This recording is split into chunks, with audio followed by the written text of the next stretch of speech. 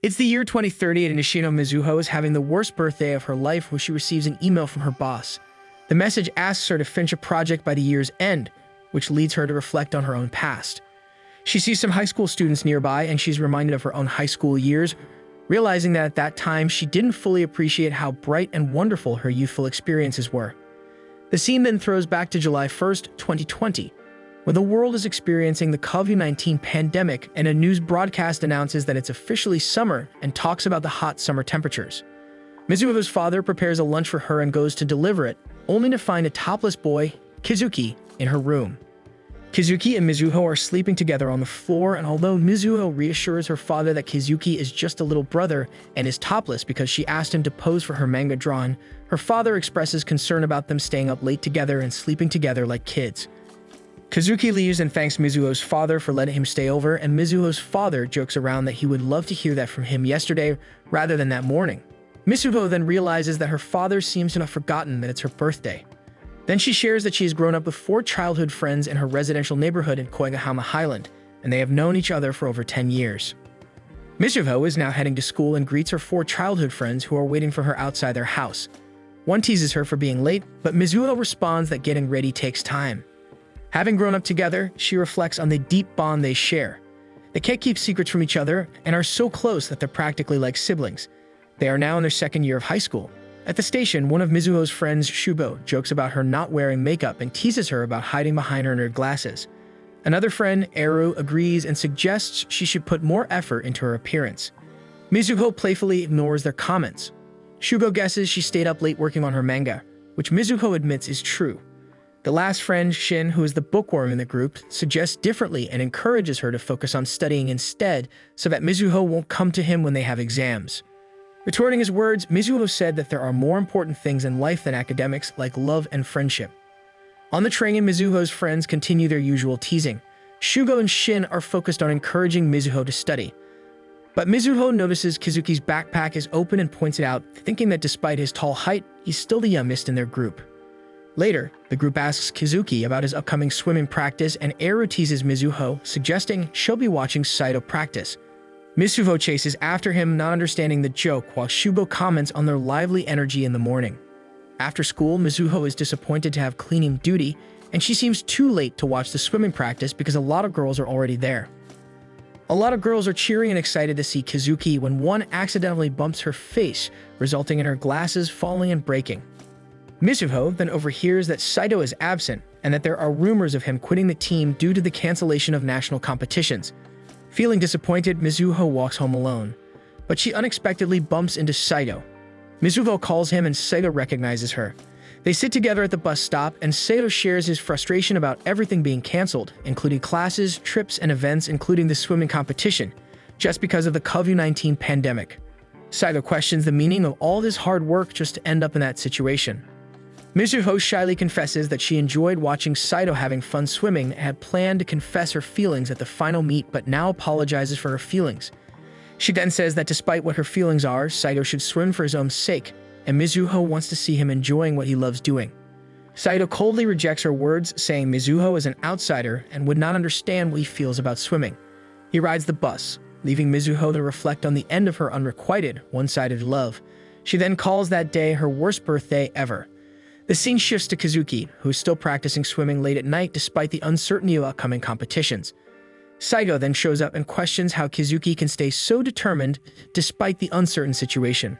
Kizuki explains that he made a promise to himself to improve and confess his feelings to a special girl if he reaches the national finals.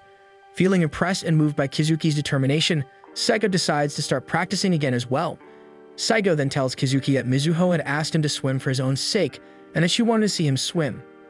Kizuki, surprised, clarifies that Mizuho was more than just a childhood friend to him. He sees her as a woman and asks Saito not to make a move on her, showing how protective he is of her. Mizuho returns home feeling down, but her friends surprise her with a birthday party and congratulate her for turning 17. Overcome with emotion from their kindness, she begins to cry.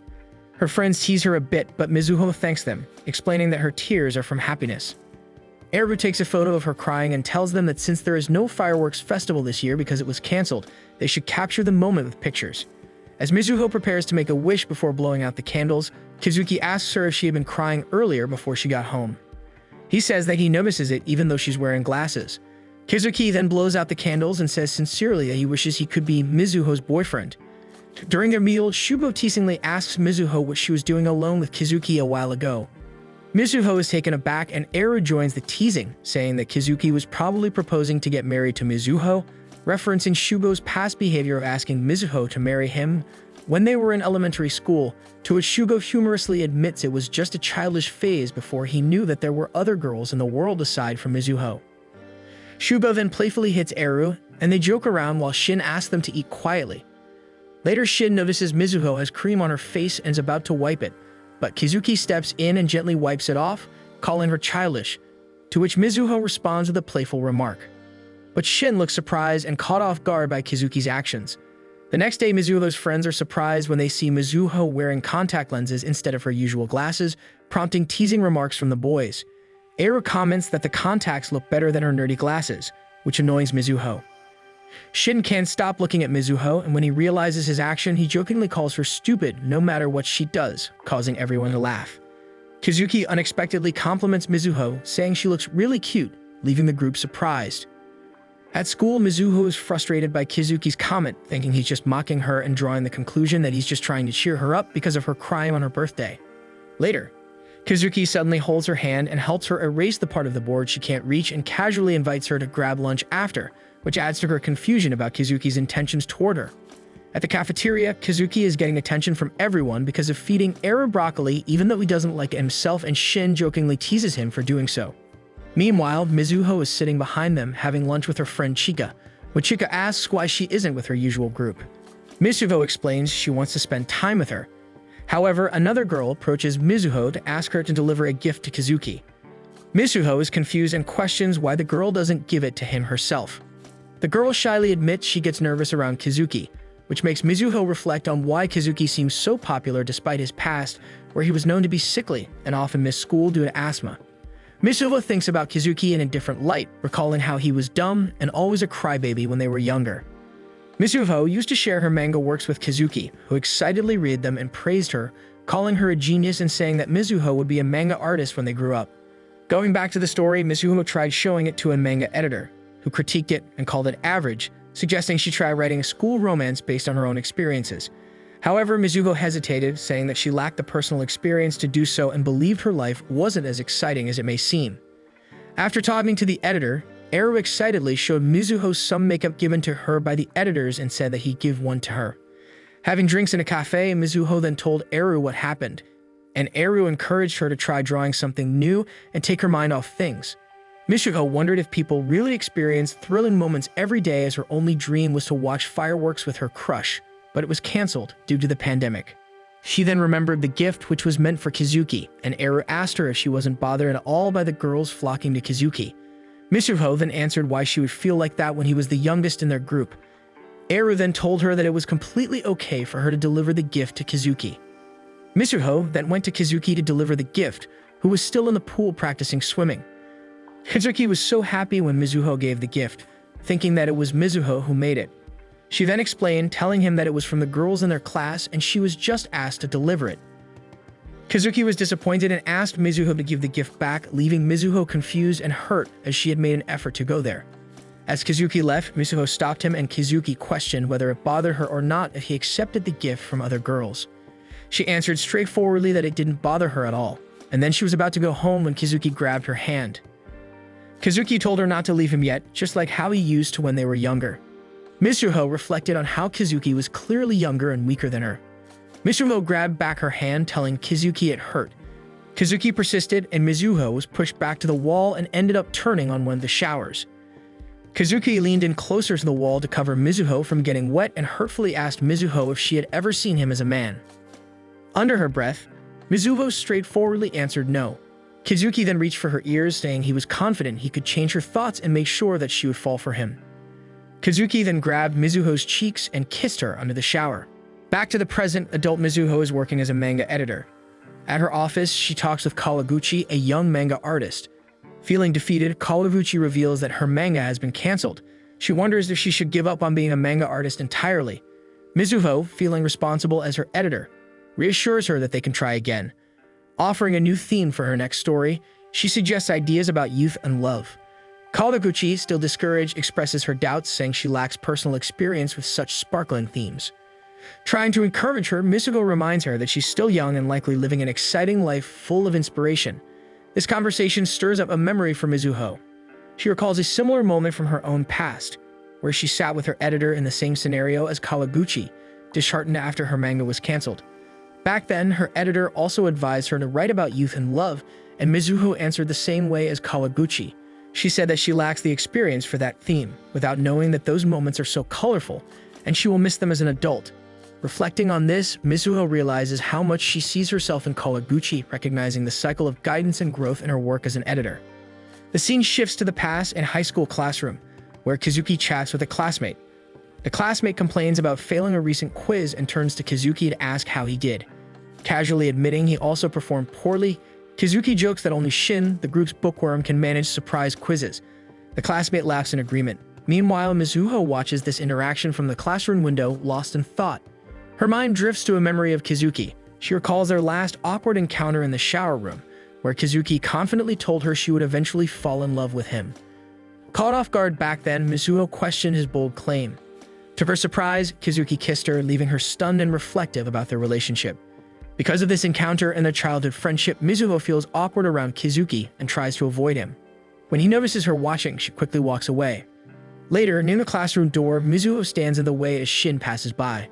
Bluntly, Shin tells her to move and stares at her for a few seconds before walking off. A friend of Mizuho's remarks on Shin's rudeness, and Mizuho agrees. However, the friend adds that despite his rudeness, Shin has a cool attitude, surprising Mizuho. Another friend comments that Shin looks scary, but the first friend insists that despite his intimidating appearance, Shin is actually quite good-looking. Feeling confused, Mizuho wonders what's going on with Shin. The scene shifts again, this time to the Highlander friends in Mizuho's room.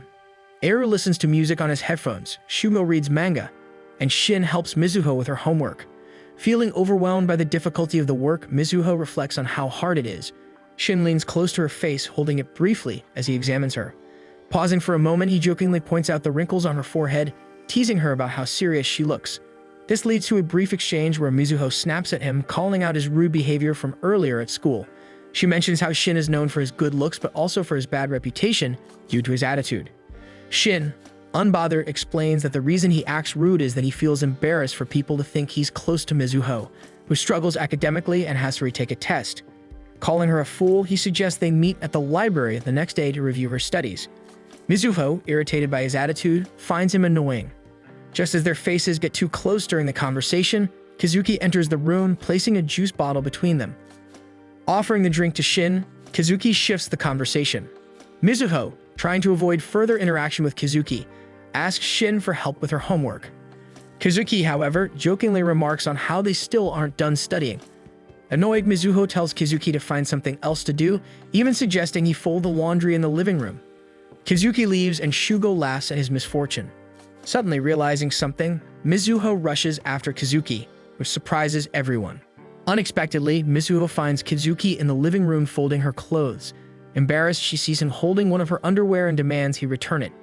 As she approaches him, she trips, and they both fall onto the sofa, ending up in an unexpectedly intimate position. Noticing her discomfort, Kazuki tells her that he can't take it anymore and that she's becoming too casual around him. He insists that if she doesn't start seeing him as more than just a friend, it will upset him. Feeling awkward, Mizuho asks for some space, unable to handle the tension. Kazuki agrees and leaves the room, leaving Mizuho in a daze as she processes the sudden shift in their relationship. The scene moves to a gym where Kazuki is working out. Looking up at the sky, he wonders if the clouds signal a storm. Shin approaches, teasing him about going through a typical adolescent phase. Before walking away, Kazuki, curious, asks why Shin isn't at the library with Mizuho. Shin explains that a student council meeting ran late, but that he's on his way to meet her.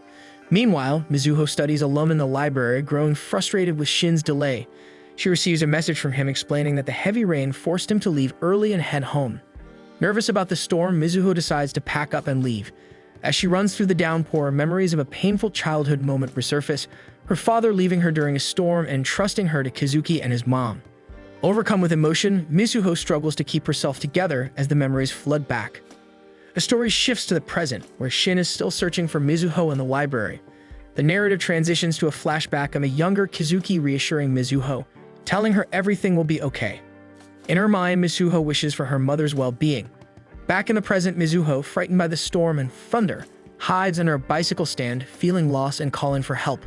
Meanwhile, Shin continues searching for her, unaware of her location as the storm grows fiercer. Mizuho, shouting for help, is found by Kizuki, who wraps her in a comforting hug. Reassuring her that everything is okay now, he softly tells her he's there for her. Overwhelmed, Mizuho calls his name, tears falling as Kizuki offers the comfort she desperately needs. After the storm clears, Kizuki carries Mizuho on his back, checking if she feels better. Mizuho, in a lighthearted tone, jokes that it's a low point for her to be cared for by someone like him. Teasingly, Kizuki apologizes, asking if she would have preferred someone else like Shin. Mizuho admits her fear of thunderstorms, linking it to a painful memory of losing her mother. Kizuki, understanding her fear because he has been with her since the beginning, acknowledges her emotions without saying much or any judgment. Expressing her gratitude, Mizuho tells Kizuki that she appreciates him and prefers him over Shin, thanking him for always being there for her since childhood. They share a quiet moment watching a rainbow appear in the sky. Lost in the beauty of the moment, Mizuho blushes as she looks at Kizuki. Noticing her reaction, Kizuki gets close to her as if he's about to kiss her, and jokingly asks if she has developed feelings for him. Flustered, Mizuho quickly covers his lips and denies it, embarrassed by his teasing. The scene shifts to a hot summer day at the beach, where Eru admires the blue sea and Shin mentions the pleasant breeze. They joke about being in Hawaii, but Shugo interrupts, pointing out that they're actually at a beach in Japan, not Hawaii. Slightly frustrated, Mizuho asks them to focus, but Eru playfully reminds everyone that they're having a pretend school trip since their original trip was canceled due to the pandemic. Mizuho comments that their real trip was supposed to be to Hokkaido, not Hawaii, and notices the others are fixated on a video of a Hawaiian beach. Shugo, who prefers Hokkaido, mentions he was looking forward to trying the local food, especially grilled lamb. Eru suggests they go get some lamb, but their plans are interrupted when Kizuki accidentally splashes water on them. After some confusion and playful teasing, a water fight breaks out with everyone laughing and enjoying the moment. Soaked from the water fight, Mizuho complains while Eru looks on with a surprised expression, as though realizing something important. That night, the group gathers in a small tent. Shin questions if they're allowed to be there, but Mizuho reassures him, explaining that Kizuki got permission from the neighbors and gave them treats in return. Meanwhile, Kizuki focuses on building muscle with dumbbells. Noticing his dedication, Eru suggests he should relax on his day off, but Kizuki responds that he's training for a personal record at the upcoming regionals. Shugo encourages him and Kizuki turns to Mizuho, asking if she'll cheer for him. Hesitating, Mizuho still agrees. Shin, looking uncomfortable, stays quiet, so Kizuki asks Eru if she'll join in too. After some more exercise, Kizuki declares it's time to sleep. Later, as they settle down for the night, Mizuho complains about the flat blanket, prompting Shin to tease her and Shugo to call her spoiled. Mizuho denies being spoiled, but Shin eventually calls for lights out. Feeling cramped due to the limited space and frustrated, Mizuho is startled when Kizuki unexpectedly moves closer to her. Teasingly, he tells her that she can act spoiled with him since their relationship has already reached that point. After all, they've already kissed. Taken aback by what Kizuki said, Mizuho shouts so loudly that everyone wakes up. When the lights come on, everyone is surprised to see Mizuho holding a pillow against Kizuki's face. While the others look on in shock, Mizuho reflects on the situation. She struggles with her feelings of anxiety about being in a relationship with Kizuki. Worrying about the fragility of their bond as friends, she feels uncertain about the emotional impact it would have if their relationship fell apart, leaving her unsure of how to handle her emotions. She's afraid that if she falls in love with him and their relationship blossom, it may taint the group's friendship that they already have since childhood. The next day, Kizuki practices swimming while other students, especially the girls, cheer him on. Watching from a distance, Mizuho is teased by her friend about possibly having a crush on him. Denying it, Mizuho listens as her friend suggests that she might not realize her feelings because they're so close and have been friends since childhood. That night, Mizuho struggles while working on her manga. Feeling frustrated with her inability to create something good, she worries again about what might happen if she starts to develop feelings for Kizuki. The following day at school, Mizuho's friend urgently informs her that the regional swimming competition has been canceled due to the pandemic. Explaining that many other sports teams are affected as well, her friend leaves Mizuho to process the news. Observing Kizuki, she notices that he is the only one not crying or visibly upset, which deepens her concern. Later in the classroom, Mizuho stays behind at school waiting for Kizuki. When he arrives, he admits that the cancellation of the regionals has been tough, but says it's something they can't change. Frustrated by his nonchalant attitude, Mizuho urges him not to downplay everything, especially his feelings. She tells him that he works so hard, and that she doesn't want him to ignore that. Kazuki, opening up for the first time, shares that he's been bottling up his emotions to appear strong.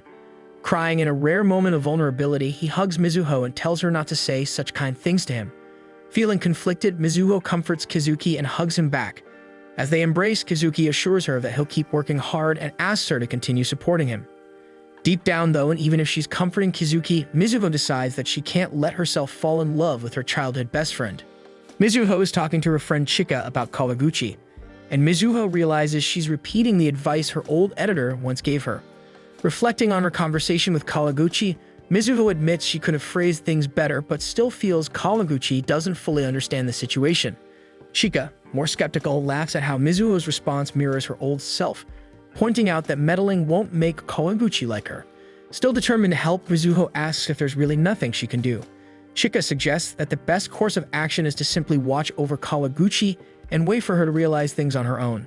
Walking home, Mizuho reflects on how Chika had been there for her in a similar way even when Mizuho couldn't understand her own feelings or the hidden struggles around her. The scene shifts back to years ago, with Kazuki determinedly telling Mizuho that he'll continue working hard with his swimming practices and so Mizuho should watch him. Overwhelmed by her emotions, Mizuho thinks she can't fall for him, but before she can process further, she faints from overthinking, and it turns out Mizuho has a high fever. At the grocery store, Shugo and Eru discuss Mizuho's sudden fever. Concerned, Eru remarks how strange it is for Mizuho to get sick after what seemed like a simple moment. Meanwhile, Mizuho lies in bed, battling her high fever. At the store, Eru spots some ice cream he likes, and just then, Kazuki arrives carrying a large pile of groceries. Frustrated, Eru points out that it's too much, but Kazuki silently adds everything to his basket. Puzzled, Eru wonders about Kazuki's choices as Shugo inspects the items, noting how odd they are as gifts for a sick person. Realizing Kazuki is nowhere to be seen, Eru finds him in the fruit section, picking up bananas. Trying to make sense of it, Eru jokingly tells Kazuki to calm down, insisting Mizuho isn't a monkey.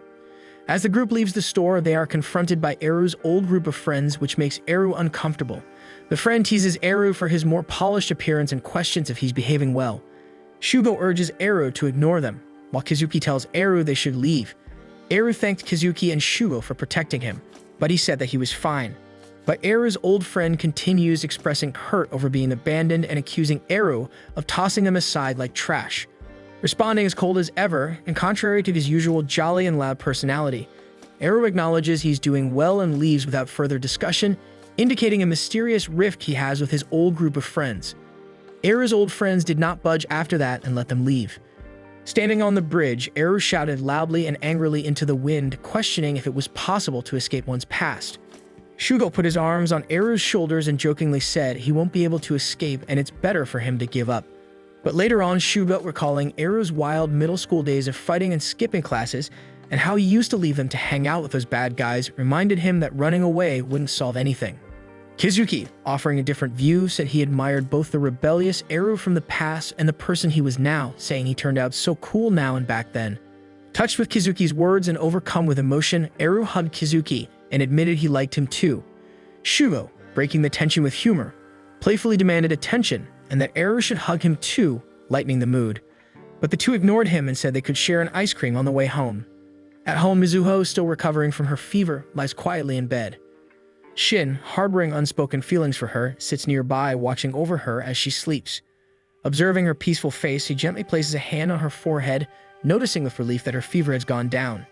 Whispering softly, he tells her not to make them worry so much, his voice filled with a mix of concern and affection. Leaning closer, Shin finds himself captivated by Mizuho's beauty. His gaze lingers on her serene expression, and without realizing it, he begins to lean in as if to kiss her. Caught in the moment, he hesitates, his emotions swirling as he inches closer. Just as he is about to act on his feelings, Mizuho stirs and slightly groans. Startled, Shin quickly pulls back, his face betraying a mix of embarrassment and panic. Standing up abruptly, he avoids her gaze and mumbles a hurried excuse, urging her to get more rest. Without waiting for a response, he leaves the room, and Mizuho, left alone, blinks in confusion, her mind still foggy from sleep and illness. Meanwhile, Shin steps into the hallway, leaning against the wall as he tries to collect himself.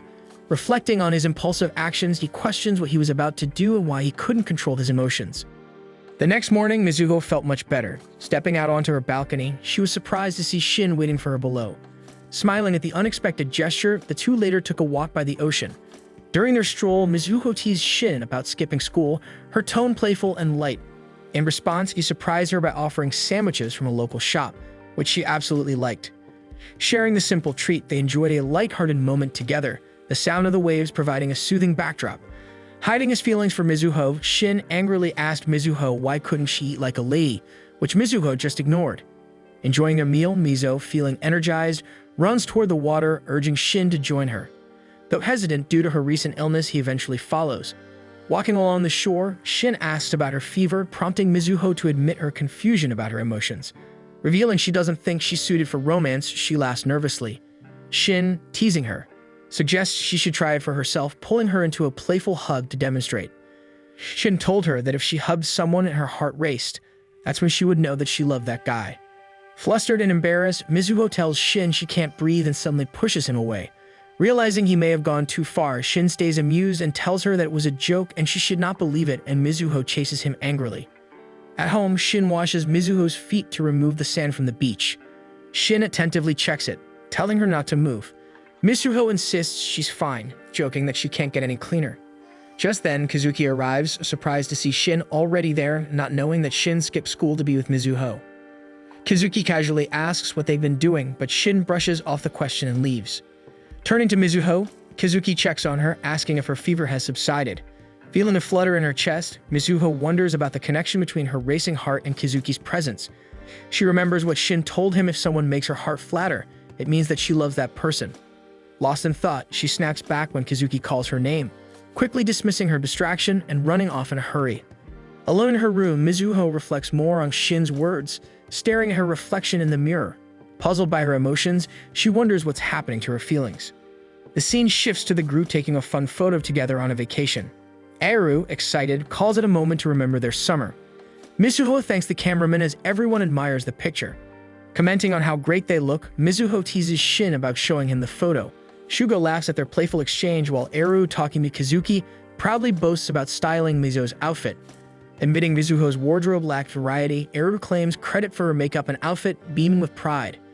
Eru asked Kazuki if Mizuho looked pretty, to which Kazuki silently agreed.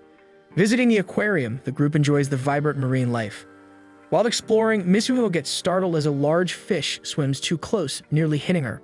Eru, laughing, jokes that the fish must think she's food, leaving Mizuho confused and embarrassed. Admiring the fish, Mizuho's gaze shifts to Kazuki. Watching him quietly, she feels a wave of admiration. Noticing her gaze, Kazuki approaches, teasing her about inviting him and their friends on that trip to cheer him up for his canceled swimming competition. Mizuho quietly admits it, and Kazuki thanks her for her thoughtfulness. As they talk, Kazuki confesses that his heart is racing, surprising Mizuho. He explains it's because she's acting differently today. Flustered, Mizuho silently acknowledges that her own heart feels like it might burst from the unexpected emotions stirring within her. The moment leaves her feeling both excited and confused about her feelings. The scene shifts to Mizuho receiving her food and preparing to leave. Shugo calls out to her, asking if she has plans for the rest of the day. Caught off guard, Mizuho responds with a curious "why?" Shugo comments on the effort she put into her appearance, but Mizuho quickly denies it, brushing off his observation. Just then, the food counter announces Shugo's order. After collecting his food, he teases Mizuho about her expression, hinting that she might be hiding a secret. Shugo then later asked if she still didn't understand her own feelings, and if she was still so scared to know about her emotions. Shugo's insight surprises Mizuho, who asks how he knows so much about her. With a knowing smile, Shugo taps Mizuho's forehead and reveals that he's been paying attention to her since the beginning of their friendship. His words leave Mizuho stunned, realizing how perceptive he is about her emotions. Later, Eru suggests the group see a dolphin show and maybe catch a movie afterward. Turning to Kazuki, Shin asks him to choose, catching him off guard, but Eru reassures him that he can pick as he is their boss today. Kazuki hesitates, distracted by the sight of Mizuho and Shugo nearby. The brief interaction between them creates a moment of tension, leaving Kazuki thoughtful as he considers his next move. Attending the dolphin show, the group finds themselves splashed by water, leaving Eru joking about who decided that the front-seating arrangements would be ideal and Shin grumbling over being soaked. Shugo playfully teases Shin, lightening the mood. The moment takes a caring turn when Kazuki shields Mizuho from another splash. Mizuho, smiling, reassures him, telling him not to worry about her. Kazuki, looking thoughtful, then asks if she'd like to go somewhere alone with him after the show. This question triggers a memory of Shin's earlier words to Mizuho about understanding her feelings, leaving her deep in thought. After the show, the group heads to the station. Eru, brimming with excitement, eagerly asks Kazuki if he enjoyed himself. Shin, still annoyed about being too close to the front, grumbles about the seating for next time. Eru, unbothered by the complaints, happily talks about the great shots he captured during the show. As they walk, Shugo suddenly spots someone he recognizes, momentarily losing focus. He spots a middle-aged woman talking to a guy on the other side of the station. Mizuho notices and asks if something is wrong. Shugo brushes off her concern, admitting with a small smile that he's not so different from her after all. During the metro ride home, Eru enthusiastically offers to show everyone a video of the dolphins jumping. Shugo, now preoccupied with his readings, declines while Eru teases Shin about his interest in the video. Shin responds casually, keeping the conversation light as the station announcement signals their next stop. As the train becomes more crowded, Kazuki leans closer to Mizuho and quietly asks if she heard him earlier. Without waiting for a response, he gently takes her hand, pulling her toward the door. Suggesting they go somewhere just the two of them, Kazuki's warmth catches Mizuho off guard. Hesitating, she feels conflicted, but soon realizes that it's Kazuki's presence making her heart race. At that moment, she acknowledges her readiness to confront her feelings. Together, they step off the train, leaving the others behind as Mizuho takes a step toward clarity in her emotions. Mizuho is sitting by her window and she looks lost in thought and frustrated with something until the sudden burst of fireworks catches her attention. Recognizing the fireworks display as the annual show at Shinkai Stadium, she watched the colorful sparks fill the night sky. Her phone buzzed with a message from Iru, who jokingly mentioned her being busy on her birthday. He mentioned that it was currently 10 in the morning in his time, indicating that he must be in a different country, and she then wished her a happy birthday. Iru also mentioned an upcoming fireworks show at Koigahama that weekend, prompting Mizuho to recall how fireworks once held a special meaning for her. This memory took her back 10 years to a cherished moment when she watched fireworks with someone she deeply loved, a memory that still affected her emotionally. The scene shifted to Kazuki and Mizuho stepping off a train and leaving their friends behind.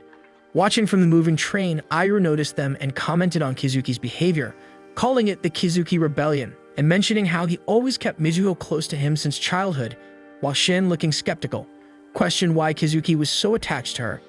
Shin then suggested they follow Kazuki and Mizuho, implying they should go after them. The scene transitioned to Green Garden Cafe, where Kazuki and Mizuho enjoyed drinks together. Kazuki, curious, asked if her drink was good and even took a sip of it himself. Mizuho protested playfully, but Kazuki smiled and commented that it felt like they were on a date. Flustered, Mizuho threatened to leave, but Kazuki held her hand and gazed at her, making her blush even more. Changing the subject, Kazuki told her about an upcoming swim meet organized by the swim club's coach and the third year. Mizuho, impressed and excited, encouraged him to keep doing his best. Kazuki kept holding Mizuho's hand, telling her that he needed him by his side. A flashback followed, showing their childhood. Mizuho had been absent from school for 2 weeks due to a personal loss. Iru and Shugo were concerned about how to cheer her up while Shin remained indifferent, mentioning he had to attend a cram school. Kazuki, worried about his test results, was reassured by Shugo, who encouraged him not to let his asthma discourage him and to keep working hard. The scene shifted briefly to Kazuki practicing swimming, followed by him walking alone the next day. He left a note to Mizuho saying she should come and watch him practice swimming. Watching Kazuki's dedication, Mizuho admired his progress and praised him, calling him amazing and cool. Motivated by his determination, Mizuho decided she would return to school the next day. Back in the present, Kazuki reflected on how his feelings for Mizuho had deepened over time. As he waited for her to finish paying the bill, Mizuho returned and apologized for keeping him waiting. However, she noticed a group of girls chatting with him. Noticing Mizuho, the girl assumes she's Kazuki's girlfriend. Denying it quickly, Mizuho tries to clear up the misunderstanding and Kazuki confirms her words but adds with confidence that Mizuho will be his girlfriend one day. Hearing this bold statement, the girl admires Kazuki's determination, leaving Mizuho flustered as she reflects on the moment. Realizing how her heart races when she's with Kazuki, Mizuho becomes confused by her own feelings. Switching scenes to a bookstore, Shin tells his friends to meet back in 20 minutes. Iru, unimpressed by Shin's studious suggestion, decides to head for the nearby arcade, mocking him for being a nerdy honor student. After Iru leaves, Shugo approaches Shin and teases him about his serious and focused persona.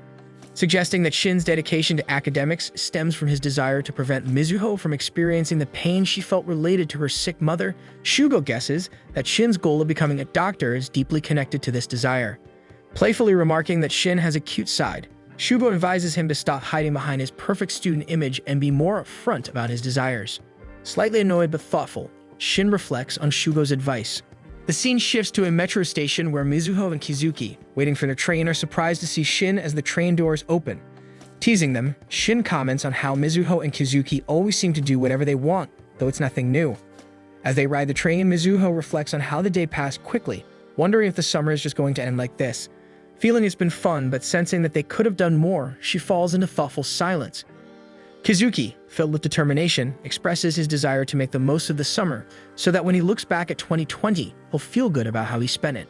Shin, adding his perspective, mentions that while his life may not be as straightforward as theirs, he's still going through his own adolescent experiences.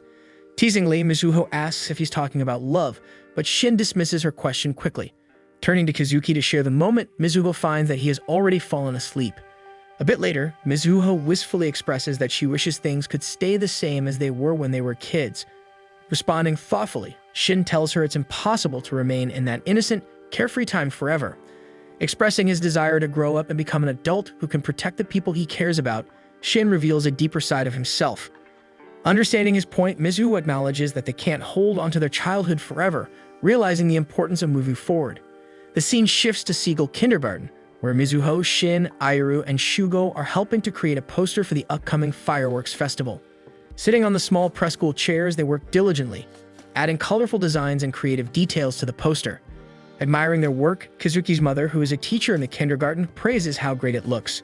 Grateful for their help, Kizuki's mother explains how challenging it was to handle all the preparations on her own, especially with Kizuki preoccupied with his swimming club activities. Their teamwork lightens her load, and the group feels proud of their contribution to the festival preparations. Sharing news about the event, Kizuki's mother mentions that with the cancellation of the Koigahama fireworks, the local event has become something parents and children are eagerly looking forward to. Hearing this, Mizuho smiles warmly as Kizuki's mother relays a compliment from Mizuho's father, who often praises Mizuho's talents. Appreciating the kind words, Mizuho feels a sense of pride and gratitude. Observing their conversation, Shugo notices the familiar connection and curiously asks if Kizuki's mother is a childhood friend of Mizuho's father. Talking about Mizuho's father, Izumi recalls how cool he was back in the day and mentions that he still is. Curious, Mizuho asks for more details and Izumi smiles, emphasizing that her father is really cool. The scene shifts to a relaxing day at the beach, where Mizuho and her friends are enjoying themselves. Ayuru casually mentions that the fireworks display is scheduled for the same day as Kizuki's swim meet. Teasing Mizuho, she asks if she plans to talk to Saito-senpai, joking about Mizuho's dream of watching the fireworks with someone special. Mizuho denies it, but a lingering thought remains. Who does she really want to watch the fireworks with? Moving to the swimming competition, the girls enthusiastically cheer for both Kizuki and Saito. Remembering Kizuki's earlier words about giving his best in everything, Mizuho finds herself shouting encouragement for him. As the race concludes, the announcer declares that both Kizuki and Saito have broken their personal records. Mizuho reflects on Kizuki's determination, realizing how he always gives his all even in intense moments. After the race, Mizuho delivers gifts from herself, Ayuru, and Shin, along with a banana from Shugo. Kizuki thanks her with a big smile, expressing gratitude for always giving him snacks. As they hear the announcement for the next round, Mizuho wishes Kizuki good luck for his last 2 races. Before heading to the next event, Kizuki surprises Mizuho with a hug, saying that while he was swimming, he heard her voice. Energized by her support, he confidently declares that he is all fired up and ready to go all the way to the final relay. Later, Saito reflects on how their current times could have qualified them for the national competition. He also mentions his wish to be cheered on by Mizuho. Taken aback, Kizuki asks Saito if they can have a one-on-one match after the event, and Saito agrees with a smile. The scene shifts to Shin, who reports that they have finished securing the off-limits areas. Mizuho's father, lying on the ground, thanks him for his efforts. Concerned, Shin sprays something on Mizuho's father's back. Still lying down, Mizuho's father expresses how impressed he is by Shin, mentioning that he is smart and active on the student council. He then asks Shin if he knows what he wants to do in the future. Shin confidently answers that he aims to study medicine. Impressed, Mizuho's father jokes that he would feel relieved if someone like Shin became a doctor and married Mizuho. Taking the comment seriously, Shin asks if that means he could propose to Mizuho if he becomes a doctor. The unexpected question leaves Mizuho's father surprised and uncertain about how to respond. As night falls, excitement fills the air for the fireworks display. Shugo remarks that it's finally getting dark and wonders where Kazuki is, noticing his absence. Eiru mentions that Saito isn't around either. Mizuho wonders if their swim meet is finished by now. Mizuho keeps wondering if Kazuki is coming to see the fireworks. The scene shifts to Kazuki, who is preparing for a one-on-one race with Saito. Saito suggests they race a 100-meter freestyle, and Kazuki agrees with determination. Back at the fireworks festival, the countdown begins. Shin, watching the crowd with Mizuho, explains that her father was the driving force behind organizing the fireworks, working with teachers and parents to make it happen. As the fireworks display begins, everyone enjoys the vibrant colors lighting up the sky, while Saito and Kazuki are still racing their 100-meter freestyle. Turning to her father, Mizuho thanks him for his hard work. He responds with a heartfelt message, explaining how challenging it was to organize events this year due to numerous cancellations. Encouraging everyone to keep going despite the difficulties, he acknowledges that there will be many failures and heartbreaks but urges them never to give up. He ends with a motivational note about achieving an adolescence no one can compete with. With tears in her eyes, Mizuho reflects on her father's words and the beauty of the fireworks lighting up the sky. She wonders if Kazuki is watching them too, feeling as though even the deepest parts of her heart are shining brightly. Eiru wipes Mizuho's tears and comments that Kazuki and Saito are probably still at the pool, asking Mizuho if she's sure she wants to just stay and watch the fireworks instead of joining them. The scene then shifts to the present, where Shin, now a doctor, is leaving a hospital after his shift while holding a bouquet of sunflowers. Later, Mizuho notices Shin in his car and calls out to him. Responding with a warm smile, he says that he had been waiting for her. Shin is waiting in his car. Noticing Mizuho approaching, he rolls down the window and greets her, wishing her a happy birthday. He lightheartedly teases her for being late, playfully suggesting that she was probably lost in thoughts about work. Mizuho snaps back, insisting that she has plenty going on in her life too. When Shin is about to give a flower bouquet to Mizuho, Mizuho brings up the upcoming fireworks display at Koigahama. Her voice turns reflective as she recalls that it was the day everything between them changed. Lost in her thoughts, she becomes momentarily silent. Their conversation is interrupted when Shin's phone rings, informing him that the hospital needs him back. Mizuho reassures him that it's okay and that she already feels better after seeing him. As Shin drives off, he gets lost in thought. He realizes that he's always been chasing after Mizuho, never quite catching up. The scene shifts to the past during a lively fireworks festival. Eiru, noticing Mizuho deep in thought, questions whether she really wants to stay there.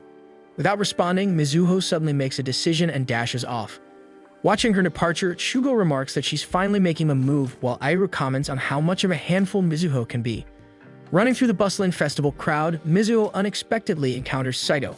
Greeting her warmly, Saito asks if she came to see him. Mizuho lowers her gaze, unable to respond. Realizing the truth, Saito acknowledges that she is actually there for Kazuki. With an understanding yet teasing smile, he thanks her. Mizuho, confused, asks why he is thanking her. Saito explains that the words she once spoke to him at the bus stop had a profound impact on him, even though they hadn't fully understood them at the time. Looking back now, he appreciates the sincerity behind her words. Before parting, he casually mentions that Kazuki won the race. Mizuho was confused but said nothing further. Determined, she continues running. She remembers how she used to be drawn to Saito, but now everything feels different. Something has shifted within her heart. Eventually, she arrives at a quiet pool where she finds Kazuki lying in the water. Alarmed, she calls out to him, her voice filled with concern. Without hesitation, she jumps into the pool. Startled by her sudden action, Kazuki questions what she is doing. Overwhelmed by her emotions, Mizuho demands to know why he never showed up at the festival. She admits that she had wanted to watch the fireworks with him. As the fireworks light up, they float together in the water. Kazuki comments on how beautiful the fireworks are. Meanwhile, Mizuho's thoughts drift further. Envisioning the future, she imagines herself 10 years, even 20 years from now. In that moment of clarity, she knows one thing for certain. She wants Kazuki by her side forever. After a while, Mizuho suddenly realizes what she's done, groaning in frustration. Jumping into the water without thinking wasn't her best decision. Kazuki, still chuckling, teases her for the dramatic belly flop, saying it's been a long time since he's seen one like that. Kazuki places a towel over her head, reminding her that she'll catch a cold if she stays wet. Touched by the gesture, Mizuho thanks him before noticing that Kazuki is just as drenched. She asks him to squat down and he obliges. As they sit there, dripping wet, Kazuki brings up what she said earlier, that she wanted to watch the fireworks with him. Curious, he presses further, asking why she wanted that. Slowly leaning toward each other, they are just about to kiss when a loud voice interrupts them. Shugo and Eiru approach excitedly, announcing that they brought ice cream. Iru looks around, puzzled, wondering where Mizuho and Kizuki went. Shugo, just as confused, notes that they're nowhere to be seen. Meanwhile, Mizuho and Kizuki have quickly hidden behind the corner of a wall. Mizuho tries to speak, but Kizuki gestures for her to stay silent. Both of them hold their breath, listening as Iru assumes they're not around. Shugo suggests they might have gone home. Shin, on the other hand, quietly picks up on something. He glances down and notices the wet slippers of Mizuho and Kizuki. His sharp eyes linger on the evidence, hinting that he's aware that they are in a hiding spot. The scene then shifts to Kizuki and Iru posing for a photo while Shin and Shugo snap pictures of them. As the picture is uploaded online, Shugo watches it quickly gain attention, amazed by the flood of likes and comments. Shin remarks on Iru's popularity as a well-known influencer. Iru brushes it off, acting as if it's nothing special. Randomly, Iru spots a picture of Mizuho wearing glasses while focused on drawing her manga. Grinning mischievously, Iru snaps a picture and jokingly names it the defeated soldier with glasses. Both Iru and Shugo burst into laughter. Irritated, Mizuho snaps at them, demanding to know why there's a photo shoot happening in her room. She angrily tells them to leave. Iru, still amused, tries to calm her down, suggesting that a little change of mood isn't a bad thing. However, Mizuho insists she doesn't have time for distractions as she has only 20 days left before the manga competition. Mizuho quickly decides to get rid of Iru and Shugo, asking them to buy her an eraser and pen nibs. On the other hand, Kizuki, picking up Mizuho's manga, casually flips through its pages. His eyes catch a particular scene, reading out loud something about a kiss. Mizuho instantly recalls the moment at the pool, and she lunges forward, desperately trying to snatch the manga back from Kizuki. Dodging playfully, Kizuki laughs as she chases him around while Shin watches them. Just as she starts to concentrate, Iru and Shugo disrupt her again, much to her irritation. Time passes and night falls. The room grows quieter, with Mizuho remaining dedicated to her work. Her focus remains sharp until a knock on the door interrupts her. To her surprise, it's Shugo who steps in instead. Shocked that she still hasn't bathed, he looks at her incredulously. Assuming he must have forgotten something, she questions his unexpected visit. Instead, he hands over the items she had requested earlier. Mizuho, surprised that he actually bought them, thanks him for the effort. Shrugging off her gratitude, Shugo mimics her previous tone, playfully repeating her words from earlier. Embarrassed, Mizuho insists she didn't say it that way but appreciates his effort nonetheless. As Shugo prepares to leave, he pauses to ask if she needs anything else. Seizing the opportunity, Mizuho asks if he can be on eraser duty for her. Shugo agrees, taking the eraser from her hand. But just then, Shugo's phone buzzes with a message and mutters that his older brother is coming home. The scene shifts to Shugo, now reluctantly cleaning out his older brother's room. Frustrated, he grumbles that his life is over. Having assumed the room was his for good, he now faces the unexpected challenge of clearing it out. Standing nearby, Shin listens to Shugo's whining with a stoic expression. He reminds Shugo that they are there to help. Kizuki, moving around the room, his foot accidentally struck something on the floor, causing an adult magazine to slide into view. Freezing in shock for a moment, Kizuki stood still. Without hesitation, Shin swiftly grabbed the magazine and tossed it into the trash, relieved that Mizuho wasn't part of this messy scene. Shugo, quickly protesting, clarified that the magazine belonged to his brother and not him. Shifting to a mall, two girls casually chatted as they strolled through the stores. One of them suddenly noticed someone attractive and pointed him out. Taking a closer look, they recognized it was Iru. Meanwhile, Iru stood outside a dressing room, impatiently calling out to Mizuho and asking if she was ready yet. From inside, Mizuho grumbled, questioning why she was being forced to try on outfits.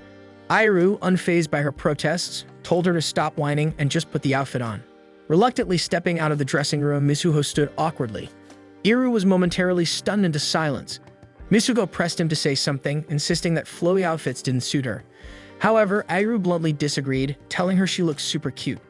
Back in Shugo's room, Shin and Kizuki remained focused on their tasks while Shugo became distracted, flipping through an old book.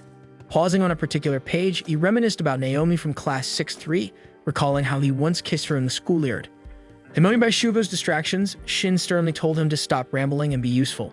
Shugo, dismissing the scolding, claimed that reminiscing was important. Shin, unimpressed, states that he would only kiss someone he actually liked. Kizuki agreed, backing Shin up.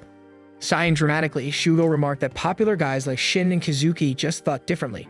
Shugo passionately declared that the thrill of romance didn't come from being the main character in a love story, but rather from watching it unfold as a bystander. Explaining his theory, he described how, in many love stories, the girl was initially interested in someone else. However, when things didn't progress, she would eventually turn to her reliable friend, the bystander. With dramatic conviction, Shubo declared that he would continue falling in love with many people until the day he died. Unmoved, Shin bluntly tells Shubo to stop talking and clean. Sighing in defeat, Shubo finally gets back to work. At the mall, Aira is occupied with a phone call while Mizuho handles the payment for her purchases. Finishing up, Aira overhears two girls talking. One girl seems annoyed, questioning why Mizuho is with someone like Aira. One of them comments that Mizuho acts more important than she really is. Stepping in front of them, Aira confidently cuts off their path and tells them that Mizuho is cute and claims she's his girlfriend. Leaning in slightly, he tells them to keep it a secret. Giggling, they agree and walk away, thrilled by Aira's attention. Watching them disappear into the crowd, Aira replays the word girlfriend and he looks at a picture of Kizuki. He mutters an apology, admitting to himself that he had just told a lie. Meanwhile, back in Shugo's room, he continues sorting through the clutter. Picking up an old book, a childhood photograph slips out and falls to the floor. It's a picture of him and Mizuho from when they were younger.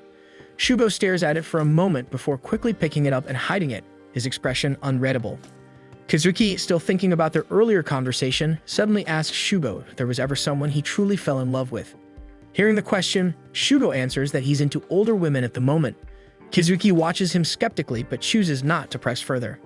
Later at a park, Mizuho sits on a bench, sketching in her manga notebook. After finishing a drawing, she turns it toward Aira, showing him her progress. Looking at it, he suddenly bursts into laughter. Mizuho thanks him, explaining that even though she hadn't made much progress on her manuscript, spending time with him helped clear her mind. She shared that she had been feeling overwhelmed lately, but being here made her feel better. After a brief pause, Aira changes the subject, asking her about the fireworks from the other night. He wonders who she ended up watching them with. Caught off guard, Mizuho hesitates before answering. Aira continues, speculating whether it was Saito or Kizuki who was with her. With an annoying tone, he asks if she has realized her true feelings. Hesitating again, Mizuho responds vaguely and asks what Aira would do if she had figured out her feelings. Aira replies that he wouldn't do anything. He explains that openly pursuing someone he truly liked could ruin their current relationship. Instead of risking everything, he would rather stay friends. To him, being by the person he liked forever was more important, even if it meant watching from a distance. The scene shifts to Mizuho's room, where everyone is gathered looking at a picture she has just drawn. The atmosphere is light, but Shugo begins to feel out of place. Mizuho, noticing that Shugo's leaving, asks him to bring her a cola. Shugo responds casually and agrees. In the kitchen, away from the others, Shugo pulls out the childhood picture of himself and Mizuho. His expression shifts slightly as he quietly mutters to himself that staying friends for now is the better choice. Walking up the stairs, Mizuho looks up at the sky, pausing as thoughts of Kizuki fill her mind. Wondering if he still has any regrets, she speaks her thoughts aloud. The scene shifts to the past, showing Aira cutting Mizuho's hair at his house. Asking her to stay still, he reassures her to trust his skills. Noticing his shaking hands, Mizuho points it out. Accidentally cutting too much, Aira panics but quickly brushes it off. From the kitchen, Aira's mother asks Mizuho if she prefers steak or eel for dinner. Responding that either option sounds good, Mizuho surprises Aira and Shugo, who remember her saying Shugo's dad's pizza was the best. Laughing, she explains that meals eaten together matter the most, reminding her that this arrangement will only last until her father returns from his business trip. Interrupting, Shugo requests his steak medium rare, only for Aira's mother to teasingly remind him that he wasn't invited. Walking home while talking to her father on the phone, Mizuho tells him she had dinner at Aira's house. Mentioning that he'll return next week, he adds that even though Oban will be over by then, they can visit her mother's grave together. Suddenly, Kizuki runs up from behind, calling out to her. Asking if she was at Aira's house, he waits for her confirmation. Then, questioning her plans for tomorrow, he listens as Mizuho said she'll be at Shin's house. Prompting her to come to his house instead, Kizuki watches as Mizuho hesitates. Remembering Aira's words about wanting to stay by the person he likes forever, but only as a friend, she brushes off Kizuki's question without explanation. A barking dog distracts them, and Mizuho immediately runs over to cuddle Shin's dog, Shinchin. Asking what time she'll be coming over tomorrow, Shin listens as Mizuho confirms she'll be there by 6. Leaving after hearing her answer, Shin walks past Kizuki, while Kizuki wonders why Mizuho is willing to go to Shin's house but not his. The scene shifts to Mizuho working on her manga. Watching her friend Chika reacts with surprise, questioning what she just heard. Hesitating, Mizuho admits that she's been having dinner with the boys of Koigahama Highlands. Pointing out that Mizuho is comfortable visiting other boys' houses while avoiding Kizuki's, Chika jokingly calls her foolish. Accusing her of knowing her true feelings for Kizuki, she presses for a response. Denying it, Mizuho insists that she doesn't see Kizuki that way. Unconvinced, Chichiko warns her, insisting that if she keeps claiming Kazuki is just a childhood friend, someone else might end up with him. Pressing further, she asks Mizuho if she truly wants to just be friends with Kazuki. Responding firmly, Mizuho insists that being just friends is fine with her. At Shin's house, she sits at the dinner table, looking distracted. Noticing this, Shin's mother asks if something is wrong or if the food isn't to her liking. Quickly finishing her bowl, Mizuho assures her that the meal is delicious, even asking for a second serving. Feeling relieved, Shin's mother mentions that there's dessert later, making Mizuho excited. Bringing up Mizuho's father being away for the week, Shin's mother kindly offers her the use of their bath. Happily accepting, Mizuho smiles. Shin's younger brother playfully suggests that Mizuho should stay overnight, marry him, and live with their family. Laughing, Mizuho tells him she'll leave once she finishes her summer homework. Just then, their dog, Shinshin, knocks over a glass of water onto Mizuho's clothes. Shin's younger brother quickly points it out, calling it just Shin. Scolding Shin, his mother assumes it was his fault. Defending himself, Shin clarifies that the dog caused the accident and not him. Frustrated, he complains about the dog's confusing name. Mizuho, cuddling Shinshin, defends the name, explaining that since the dog belongs to Shin, calling it Shinshin makes sense. Teasing the dog affectionately, she remarks that it's cute even as it grows up, unlike its owner. Embarrassed, Shin tells her to stop saying that. Heading upstairs, Shin is surprised to find Mizuho already inside his room. Trying on one of his jackets, she asks what he thinks, explaining that she's borrowing it because it looks cute. Scolding her, Shin reminds her that she entered his room without permission. Casually, Mizuho comments that the jacket smells nice. Flustered, Shin snaps that it doesn't suit her and tells her to go home if she's done changing. Turning to leave, Mizuho reminds him that he promised to help her with her homework. Walking away, Shin replies that he's heading to the convenience store, but his face turns red as he steps outside. Meanwhile, approaching from behind, Kazuki asks if Shin is going to the store. Before leaving, Kazuki asks if Mizuho has already gone home. Casually, Shin mentions that Mizuho said she's spending the night at his house. Hearing this, Kazuki's expression changes, sadness flashing across his face. Remembering a moment from middle school, Shin recalls when Mizuho excitedly told him they were in the same class, calling it lucky. Kazuki followed them, saying he wanted to be in the same class as Mizuho. Scolding him, Mizuho held his hand and said that Kazuki was in class 6 and should follow Shubo instead. Teasing him about his open bag, Mizuho told him to be more responsible now that they were in middle school, while Shin said nothing, quietly watching them walk off together. Reflecting on the past, Shin realizes he hasn't changed at all and walks home. Arriving at his house, he notices Mizuho's shoes at the entrance and understands that she hasn't left yet. Finding her asleep at his desk, Shin tries to wake Mizuho, but she remains deeply asleep. Giving up, he gently places a blanket over her. Murmuring in her sleep, Mizuho softly asks if they will always stay friends, which bothers and frustrates Shin so much. Waking up the next morning, Mizuho panics upon realizing she is still at Shin's house. Embarrassed, she understands that she must have fallen asleep. Reminding her that he had told her to go home, Shin sighs and says he gives up. Pulling off his shirt, he catches Mizuho off guard. Telling her that they should stop being friends, he explains that staying just friends is impossible after spending the night together. Asking what she really thinks of him, he is about to make a confession, but Mizuho interrupts him and apologizes, cutting off what he is about to say. Explaining that she feels comfortable around him, she insists she didn't mean to take advantage of him by relying on him for her summer assignments. Admitting her fears, she says she worries about him leaving or hating her. Unsure of how she would handle it. Laughing, Shin teases her about making an ugly face when she cries. Reassuring her, he says that even if he wanted to hate her, he couldn't. Heading off for a shower, he tells her not to forget breakfast and jokingly calls her foolish. Later, Mizuho and her father visit her mother's grave. Apologizing for the late visit, she prays quietly. Heading back home, she hears Iru calling out to her.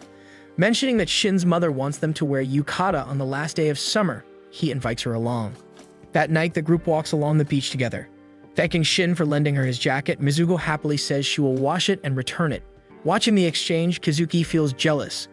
Wondering if there will be a summer festival next year, Mizuho looks hopeful. Shugo, pointing towards the ocean, draws attention to the glowing water. Exclaiming about the sparkling sea, Iru notes how long it has been since they last saw it. Trying to call Mizuho, Shin pauses, noticing her heading upstairs toward Kazuki. Walking toward Kazuki, Mizuho notices him struggling with his belt. Laughing, she points out that he has always been a little off, just like when he used to leave his bag open. Teasing him, she pats his head and jokes that he has been a handful since childhood. Grabbing her hands, Kazuki suddenly admits that he left his bag open on purpose. Smiling, Kazuki confesses that he did it so she would always pay attention to him. Meanwhile, Eru and Shugo play near the ocean while Shin quietly watches Mizuho and Kazuki from a distance. Turning back to Mizuho, Kazuki tells her that he figured out why she went to the pool during the fireworks and why she avoided visiting only his house. It's because she already likes him. Blushing at his words, Mizuho struggles to respond. Before she can say anything, Shugo calls out to her. Quickly excusing herself, she rushes to join the others. Walking along the beach, Ira reminisces how they play a confession game every time they witness the glowing seawater. Shugo agrees and eagerly shares his own secret, that he has a mole on the back of his ear.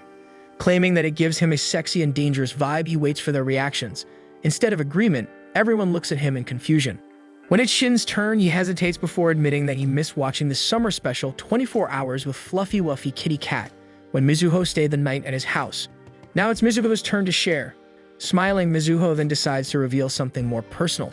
Her yukata belonged to her mother. She shares that earlier in the day she had visited her mother's grave, updating her mother on her life. Reflecting on her daily experiences, Mizuho speaks about how Shin always coldly tells her to study, how Eru constantly judges her outfits, how Shugo meddles in her business, and how Kazuki is often lost in his own world, stressing her out. Despite these frustrations, she realizes that every day has been lively and full of fun. Smiling warmly, she admits that she no longer feels lonely. Turning to her friends, she thanks them for always being by her side. Patting her head gently, Eru reassures her that he will join her on shopping trips again. Grinning, Shugo declares that he will continue meddling in her life forever. Speaking bluntly, Shin states that he doesn't like foolish women, leaving Mizuho confused and demanding an explanation. Hesitating for a moment, Kazuki says he might continue to give more trouble to Mizuho. He finally decides to reveal this secret, saying that he loves someone. Just as he is about to confess who it is, Mizuho quickly interrupts, changing the topic by suggesting they get ice cream. Standing there, Kazuki feels ignored and disappointed as Mizuho runs off to get the ice cream. Splashing water at Kazuki, Shugo playfully scolds him for being too serious. Encouraging him to swim, he reminds Kazuki that it's his favorite activity. Shocking everyone, Eru casually reveals that he confessed his feelings to Mizuho back in middle school. Distracted at the store, Mizuho keeps hearing Kazuki's confession replaying in her mind. Lost in thought, she doesn't realize the cashier is speaking to her. Checking her bag, she realizes she left her wallet back at the port. Panicking, she wonders what to do. Just then, someone behind her offers to pay, commenting that she bought too much food. Turning around, Mizuho is surprised to see Tugo standing there. After paying with his phone, Tugo walks out of the store with her. Smiling, Tugo asks if Shugo didn't mention he'd be coming home. Confirming she had no idea, Mizuho listens as Tugo compliments her, saying she has changed a lot and has become even cuter. Sometime in the future, Mizuho sits alone in her company's break area, a long, contemplative look on her face. Mr. Yamamoto approaches, offering to lend an ear for the duration of their break. She hesitates, but after some convincing, finally opens up. One of the mangas she's been working on has been cancelled, causing her distress over a cancelled project. She feels defeated. Mr. Yamamoto, however, reassures her that failures happen, but they can always pick themselves up again. Feeling a little better, Mizuho admits that talking to him reminds her of her younger days when she was more outgoing and confident. She fondly recalls always having a group of friends to support her. As they look out the window, they spot a pair of high school students eagerly chatting with each other. Mr. Yamamoto makes a lighthearted comment about how precious youth is, something to be cherished while it lasts. One evening during a lively festival, finally drops a bombshell to the guys. He once confessed to Mizuho back in middle school. The other guys immediately turn their attention to him, curiosity piqued. He laughs it off, playfully splashing water at them, saying it's all in the past. But Kazuki is clearly shaken by the revelation. Meanwhile, Mizuho and Togo spend time together. Out of nowhere, Togo compliments her, telling her she's grown cuter than before and wondering if she's found someone to love. At that moment, Kazuki's image flashes in her mind, though she denies having feelings for anyone. Togo then recalls how Mizuho used to confess her love to him constantly when they were younger. Seeing a dreamy look cross Mizuho's face, Togo suddenly steps closer, gently cupping her cheek in his hand. With a serious expression, he asks who's responsible for her adorable expression. He leans in even closer until Shugo yanks Mizuho away, scolding Togo and calling him out for just being her first crush and finding ways to take advantage of her. The rest of the boys arrive just in time to witness the scene. Shugo positions himself protectively in front of Mizuho, glaring at his older brother. Togo, sensing the tension, decides not to push any further and decides to walk with them towards their neighborhood. As they walk, Shugo, Togo, and Mizuho move slightly ahead of the others. Noticing Kazuki oddly silent, casually checks in on him. He suspects Kazuki is unsettled. After all, Mizuho's first crush is back in town, and it's hard to ignore. Meanwhile, Shugo remains determined to keep Togo away from Mizuho, calling him out for being a pervert and taking advantage of her. But then, an old memory surfaces in his mind, one from when they were kids. Mizuho had once praised him for reading a difficult book. She had borrowed his glasses to try reading it herself, only to struggle with the words. That moment had sparked something in him. With youthful innocence, he had proposed to her right then and there. But even back then, Mizuho had her heart set on someone else. Without hesitation, she had told him she wanted to marry Togo instead. However, Togo had bluntly told her that he wasn't interested in her. To cheer her up, he had patted her head reassuringly, promising to think about it when she was older. At school, Shugo spends time with Manami as she practices the piano. He claims he just wants to chat, but Manami remains suspicious since he usually spends lunch elsewhere. Turning the tables, Shugo asks why she isn't playing Someday My Prince Will Come, a piece she often plays. Manami simply says she isn't in the mood. Sensing an opportunity, Shugo confronts her. He admits that he saw her with a man at the train station during summer vacation and asks if that was her boyfriend. Manami refuses to answer, gets up, and reminds him she is an adult and a teacher, having no interest in a high school student like himself. Her tone is firm, leaving Shugo in the room alone. Shugo stares after her even after the door closes. He is painfully reminded of how easily Mizuho rejected him when they were younger, opting to like his brother more than him. But rather than feeling discouraged, he grows confident. He has used a heartbreak and is determined to win Manami over. The next morning, as students chatter animatedly in the classroom, Mizuho hunches over her desk, trying to savor the last bit of relaxation before class. Kazuki and Shin approach her, worried she spent the entire evening working on her manga rather than sleeping. Kazuki offers encouragement, confident that her manga will be accepted, while Shin remains strict, emphasizing the importance of rest. Suddenly, the class is called to attention. Their instructor announces a new intern teacher. To Mizuho, Shin, and Kazuki's shock, it's Togo. He introduces himself, stating he will be in charge of their PE classes. Mizuho stiffens at the idea her former crush will be close to her. During PE, Togo dominates a basketball game against the boys. The girls cheer from the sidelines, excited to have such a handsome teacher instructing them in their physical classes. Kazuki, Shugo, and Shin grow frustrated, especially Shugo, who hates how his brother loves showing off. Ero tries to lighten the mood, especially since Kazuki struggles with ball sports. Then their attention shifts to Mizuho, who hasn't slept in 3 days. Just as they turn, they witness her collapse after getting hit by a ball. Kazuki starts toward her but stops when he sees Togo already sprinting. Togo holds Mizuho surprisingly close, his arms secure around her shoulders as he urges her to rest. Mizuho blinks up at him, disoriented. Kazuki's heart clenches painfully. The other guys remain suspicious, while the girls swoon over Togo's heroics. Meanwhile, Chika remains unimpressed, muttering under her breath, calling Togo creepy. By the end of the school day, Mizuho, Shugo, and Iroh make their way to the post office to submit Mizuho's manuscript, but Mizuho struggles to climb the steep hill. Seeing her struggle, Shugo carries her manuscript while Iroh pulls her along, making it easier for her to keep up. To their luck, they make it in time. The lady at the front promises that she can have it posted using today's date, meaning Mizuho had reached the deadline. Mizuho slides to the ground, relieved that she had submitted her work before the deadline. Now it's all up to fate whether her manga will win or not. At school, Togo tries to offer Shin a piece of candy, pressing the treat against his face, but Shin only finds his actions annoying. He had only come to the office to submit the student council's budget proposals for the term and was not expecting to talk to Togo.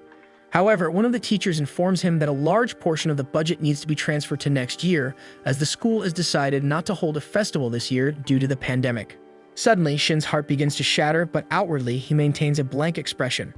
He politely accepts the revision, but Togo senses that something is off. The sun is already setting as Shugo and Iroh walk Mizuho home. She is visibly exhausted, but still manages to hurriedly thank them. Before entering her house, she informs them that the contest winner will be announced next month. Finally, in her room, Mizuho collapses onto her bed. As exhaustion settles in, thoughts of her mother suddenly invade her mind. She recalls the warmth of her mother's home-cooked meals and the excitement she felt waiting for her to return so she could show off her drawings. But then, as quickly as those memories come, they shift to the painful moment when her mother was taken from her. She remembers one particular evening when she was feeling especially down. Her friends had surprised her with an unexpected visit, eagerly inviting her to play with them. They even brought snacks and offered to entertain in an attempt to cheer her up. She vividly remembers Shin checking over her homework and gently scolding her for only answering the questions she knew. It was as if they had all decided without saying a word that they would not let her be alone in her sadness. Mizuho was shocked back then. The boys should have been asleep in their own homes, yet they were there, playing in her room as if it were the most natural thing in the world. Tears had built up in her eyes, overwhelmed by their kindness. Shugo had noticed and pointed it out, but Mizuho quickly denied it, unwilling to admit how much it meant to her. Kazuki rushes to Mizuho's room, worried since he hadn't joined the group on their trip to submit her manuscript. Upon entering, he finds the rest of his friends already there. Watching over a sleeping Mizuho, with a serene smile on her face. The group lounges around her room, all happy that she made the deadline. Shugo fondly recalls how Mizuho asked for his help erasing pencil drafts during school hours. Eru laughs, mentioning that Mizuho had sent him on so many errands that he ended up befriending the clerk at the art supply shop and even received their cute loyalty card. Their gazes then soften as they look at Mizuho, still smiling blissfully in her sleep, a well-earned rest finally embracing her. The boys couldn't help but admire Mizuho in moments like this. There was something about the way she threw herself into her dreams so wholeheartedly, as if nothing could stand in her way. She had an energy that radiated determination, pushing forward no matter the obstacles. It was a quality that made her shine in their eyes, quiet envy settling in Shugo's chest as he acknowledged how easily she pursued her ambitions. Later that evening, Mizuho's father arrived home with a box of donuts, hoping to share the treat with Mizuho. However, stepping into his daughter's room, he was met with an unexpected but heartwarming sight. Scattered around her, her closest friends lay fast asleep, exhaustion finally pulling them under. A fond smile crossed his face as he took in the scene. Setting the box of donuts on the table for them, he took a quiet step back, silently thanking them for being there. The weekend arrives with golden sunlight spilling over the shoreline. The rhythmic crash of waves and the salty scent of the ocean fills the air as the boys decide to enjoy the waves. Shin and Kazuki took to the water with ease, effortlessly navigating the waves, their years of practice making it look almost effortless. Shugo, however, remained stuck on the shore, forced into an unwelcome task of massaging Togo's back. Shugo grumbles under his breath, his desperate plea for Iru to take his place is met with feigned ignorance. Kazuki eventually makes his way back to shore, disappointment settling in his expression. The absence of a certain someone did not go unnoticed. Iru had been trying to call her, but the calls remained unanswered. Mitsuko had pushed herself too hard and was likely still asleep, the exhaustion from her sleepless nights finally catching up to her. Togo, who had been lounging in the sand, finally rose to his feet, stretching his arms lazily as he gazed out at the waves. He had hoped to show off a little to draw her attention. Over the years, she had changed, growing into someone impossible to ignore. It wasn't surprising that her presence had started to stir emotions in those closest to her. However, he guesses that one of the guys might be dating her, which has caused Mizuho to suddenly bloom. The boys are thrown off guard, and Shugo is the first to deny that any of them are dating her. Seeing that the boys are still hiding their feelings from her, he slaps them with the cold truth that if none of them decide to make a move on her, a guy will eventually come and steal her away from them, and it's very possible that he too will try to win her over. Seeing that he got the point across, he leaves towards the sea to do some surfing. An older Mizuho returns to her childhood home, intending to pick up a few belongings. As she rummages through her closet, she spots a slightly worn box labeled "Important Things." Curiosity tugs at her, and with a small smile, she decides to indulge in a moment of nostalgia. Lifting the lid, she finds a collection of old manga drafts. Beneath some of the drafts, she discovers a bundle of old photographs. As her eyes settle on one particular image, her fingers linger over Kazuki's face. A bittersweet ache rises in her chest as she recalls a promise he once made to her. For a fleeting moment, she wonders why he isn't the one standing by her side anymore. The day after their beach outing, Mizuho finally arrives, visibly upset that her friends had gone without her. She had been looking forward to spending time with them, only to sleep through the entire day due to exhaustion. In an attempt to make it up to her, Togo offers to take her for a drive the following day as a way to both apologize and celebrate her hard work. Mizuho, always eager for good food and a fun outing, excitedly agrees. As the conversation unfolds, Kazuki suddenly realizes that Togo has just secured himself a date with Mizuho right in front of them. The realization unsettles him, but with his club activities scheduled, there is no way for him to join. The other boys also have prior engagements, leaving Mizuho and Togo alone for the outing. Hoping to find another solution, Kazuki attempts to persuade Shugo to tag along, but Shugo dismisses the idea outright, expressing no desire to spend any more time with his older brother than necessary. The next day, just as Mizuho is about to step into the front passenger seat of Togo's car, Shugo unexpectedly shoves her toward the back seat and sits right next to her.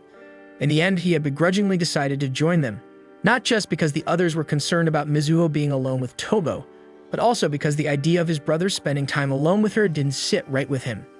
As they travel through the area, they find the usually crowded tourist spots are now pleasantly quiet due to the ongoing pandemic. Without the usual flood of visitors, they have the rare chance to take in the sights at a leisurely pace, enjoying their time together. However, Togo's attempts to get closer to Mizuho are consistently interrupted by Shugo, who somehow manages to place himself between them at every opportunity. At one point, they stop at Mizuho's favorite takoyaki stand for a quick snack. Noticing a bit of seaweed on Mizuho's face, Togo reaches out to wipe it away, but Shugo reacts faster. He swiftly maneuvers himself between them, causing Togo's hand to land awkwardly on his face instead. Their next stop takes them to a large aquarium, where Mizuho becomes completely enthralled by the vibrant marine life. As they wander through the exhibits, Togo and Shugo eventually attract the attention of a group of girls who recognize them. The two brothers easily fall into conversation and agree to pose and take photos with the girls. Mizuho, observing from a distance, realizes that the two brothers are handsome and tend to attract attention wherever they go. As Mizuho watches Shugo easily flirt with the older women who approached him, she can't help but feel a strange pang of curiosity. When the girls leave, she casually questions his type, wondering if he has a preference for older women since Kizuki had mentioned it to her before. He attempts to remind her that she rejected him when they were kids, and because of that, his type has completely changed. As they continue their outing, they stop by a small gift shop. Mizuho's eyes land on a manta ray keychain, its small, simple design reminding her of Kizuki. She picks it up, turning it over in her hands, contemplating whether to buy it for him. Meanwhile, back at school, Shin adjourns the student council meeting, feeling a quiet disappointment in the air. Several members express their frustration over the cancellation of the school festival. Their excitement for the event is now replaced with resignation. A council member approached him after the meeting, informing him that some clubs had tried to protest the decision to cancel the event, but ultimately left after she managed to intercept them. Even though none of the councils blame Shin since the decision is out of his hands, he can't help but feel inadequate. As the student body's leader, he had been powerless to change the outcome, and that failure weighed heavily on him. Elsewhere, Iru is still in the middle of a professional photo shoot, effortlessly striking poses as the photographer praises his natural charm and good looks. During a short break, his eyes land on someone familiar, Tuya, a person he had known from his middle school days assisting the photography team. A flood of memories rushes back. Back then, Tuya had helped him during a rough time, but had ultimately encouraged him to return to his original friend group rather than sticking around with him. Seeing him now, Iru can't believe that they are working together. Back at the shopping district, as Mizuho purchases some taiyaki, the two brothers engage in a deeper discussion. Togo, sensing something unspoken in Shugo's demeanor, directly questions his feelings for Mizuho. He points out how the other boys seem to trust Shugo the most when it comes to her, relying on him to keep her safe without ever considering that he might be a rival for her affection. Shugo denies it, claiming that Mizuho and him are just good friends. Their conversation is interrupted when Mizuho, holding a bag of fresh taiyaki, rushes toward them. Just then, a biker speeds past, far too close for comfort. Without thinking, Shugo swiftly pulls Mizuho aside, his arms securing her before she can stumble. At the moment, he notices her undone shoelaces. Bending down, he instinctively ties them for her. But as he does, Togo's words echo in his mind. He had convinced himself for years that he no longer harbored feelings for Mizuho, yet something about this moment, the simple act of protecting her, of looking after her the way he always had, caused uncertainty to creep into his heart. The car ride home is weighed down by an unfamiliar tension. Mizuho and Shugo both seem preoccupied, though neither addresses it. As Togo stops at a red light, a small object slips from Mizuho's bag, the manta ray keychain. Shugo immediately notices and after a brief pause tells her she should give it to Kizuki. He points out that she's been thinking of Kizuki all day, whether she realizes it or not. Mizuho, perhaps sensing a shift in the atmosphere, decides to lighten the mood. Playfully, she grabs Shugo's glasses and puts them on. She remarks that Shugo has always been special, someone who sees things about her that she herself doesn't notice.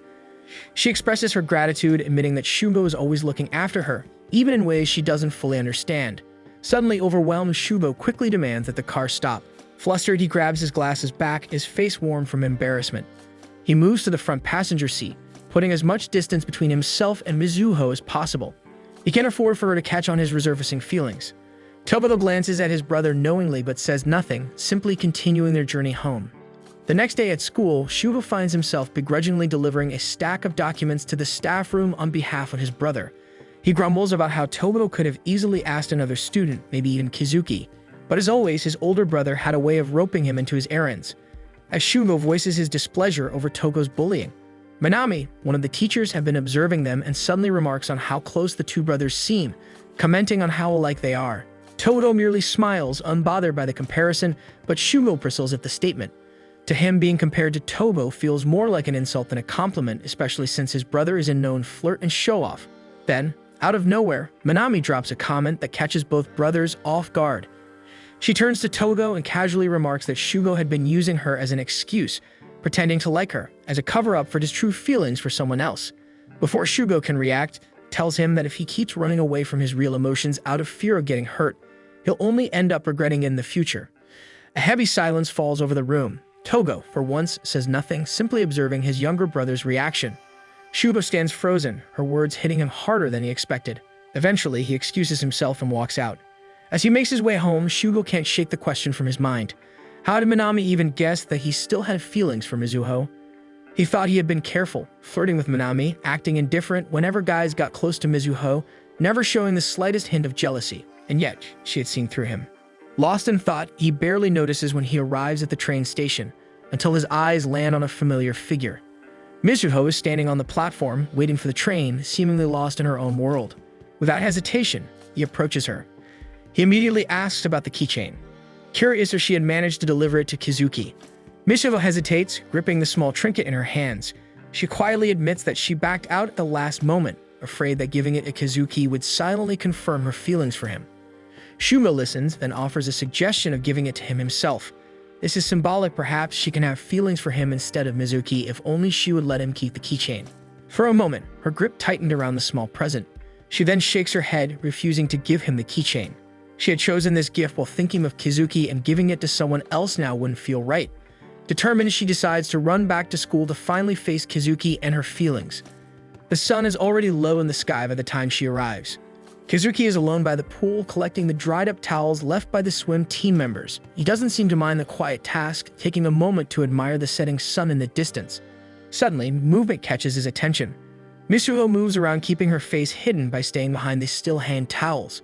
Confused, he steps closer, standing directly in front of her. Slowly, she raises her hand, offering him the small keychain. Her voice is soft but unwavering as she admits that she had bought it while thinking of him during her trip with Togo and Shugo.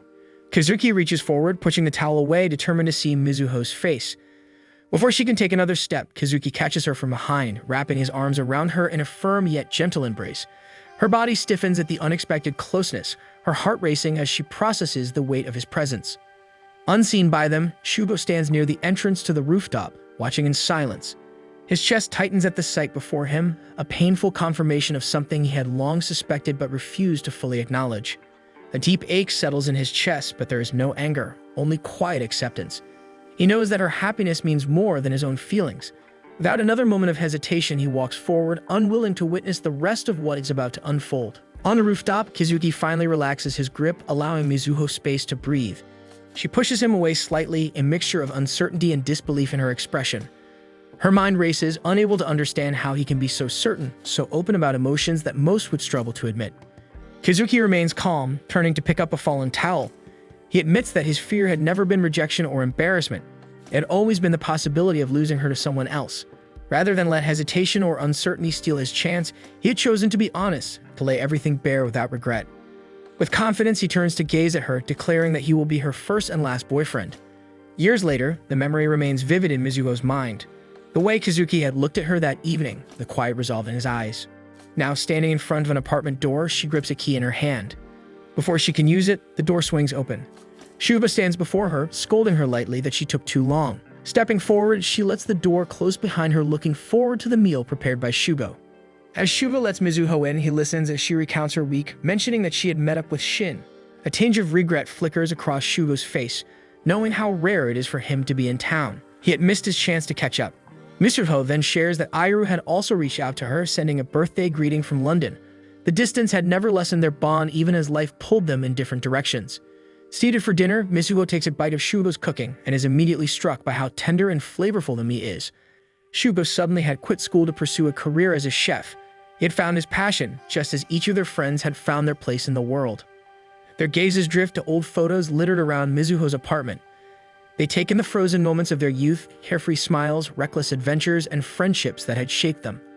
A quiet understanding passes between them as they reflect on how fearless they once were, chasing dreams without hesitation, believing that time would never change them.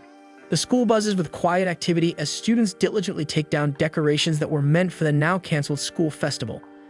Though Shin still harbors guilt over being unable to convince the school board to let the event push through, he sees that most students have already moved on, finding solace in the shared experience of putting things away together.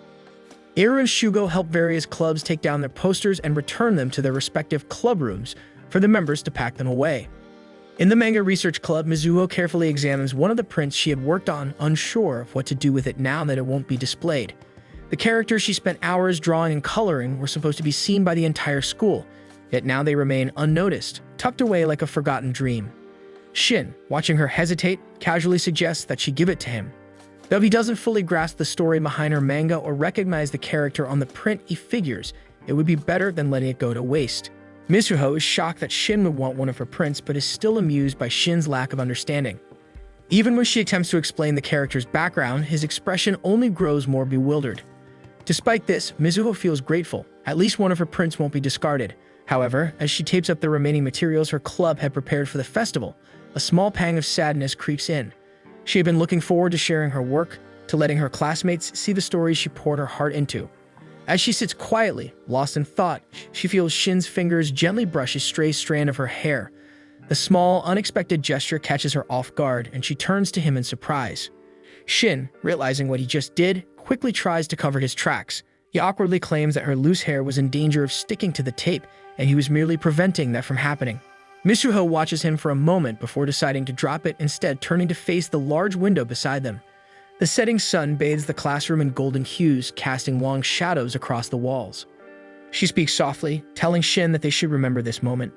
The quiet sadness of a canceled festival, the golden light of the evening, the simple comfort of sitting beside each other. The print he now holds will be a memento of today, a way to solidify the memory. Shin doesn't say much but agrees. Though the day is tinged with disappointment, it is still something special, a fleeting moment shared between them. She declares that she wants to make as many memories as possible at the school. Though the future remains uncertain and their high school life has only just begun, she refuses to let these setbacks define her experience. She wants to cherish every moment, to enjoy the presence of her friends, and to take part in all the activities she can. A sense of quiet admiration washes over Shin as he watches Mizuho stand resolutely in the fading sunlight. Her unwavering determination and the way she refuses to be discouraged by setbacks only makes her shine even more in his eyes. The next day, Togo receives his midterm report for his internship from the principal. As she hands him the document, she offers words of encouragement, wishing him luck in the remainder of his training. However, there is a tinge of guilt in her voice as she admits that canceling the festival has been a difficult decision. She knows just how much both students and teachers have been looking forward to the event, and she regrets taking that experience away from them. Tobita worries about how the festival's cancellation will impact student morale. The world outside is already a heavy burden, filled with uncertainty and fear. School events, particularly ones like the festival, are meant to be highlights of youth, memories to look back on with joy. To have such a significant experience taken away from them feels like a cruel blow. He remembers when she had once been his teacher. Back in his own high school days, it was her and several of his other mentors who had taught him that school was more than just a place for academics. It was a space for friendships, experiences, and moments that shaped the person one would become. It was this very lesson that had driven him to pursue a future in education. He wanted to be that guiding force for students, helping them cherish the time they had with their friends, knowing that as they grew older, those daily encounters would fade into distant memories.